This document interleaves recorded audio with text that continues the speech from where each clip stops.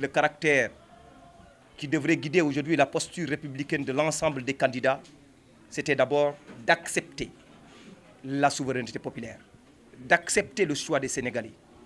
Dès la fin du scrutin, nous avons vu des candidats de l'opposition essayer de confisquer la volonté populaire en essayant de manipuler les populations en proclamant des résultats qu'un deuxième tour est inévitable. Cette posture ne va pas en droite ligne avec la préservation de la démocratie dans notre pays. L'opposition aujourd'hui devrait adopter la posture du candidat Macky Sall, qui depuis la fermeture des bureaux de vote, personne ne l'a jamais entendu s'exprimer sur les résultats. Et pourtant, toutes les coalitions sérieuses avaient déjà des représentants partout, pouvaient faire leurs propres calculs et déduire quel est le résultat.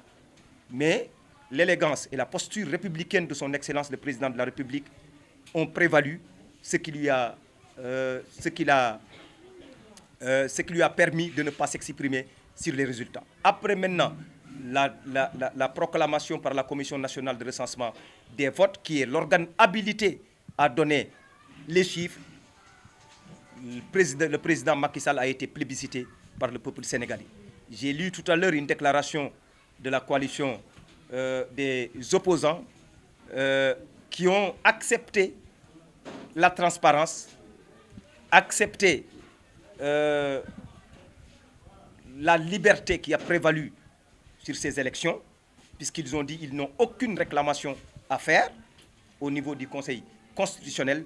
Donc l'élégance républicaine aussi devrait faire valoir pour que les candidats de l'opposition appellent celui que le peuple sénégalais a choisi pour le féliciter et l'encourager à mettre en œuvre des projets et programmes pour l'amélioration des conditions de vie de toutes les populations, cet impact qui a été ressenti par les populations pour leur amener aujourd'hui à renouveler leur confiance à son Excellence le Président de la République. Quant à la stabilité de notre pays, il faut que les hommes politiques sachent désormais que ce n'est plus les hommes politiques qui dictent au peuple sénégalais la conduite à tenir.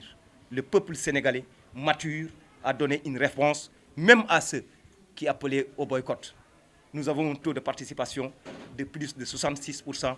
Ça, c'est une réponse palpable que le peuple sénégalais n'est pas là pour accepter aucune manipulation ou mensonge venant d'une part ou d'autre. Le peuple sénégalais est mature, intelligent pour faire son choix. Et son choix, c'est de se mettre debout avec son Excellence le Président de la République sur le chemin du véritable développement que lui-même il a tracé et appelé le plan Sénégal émergent.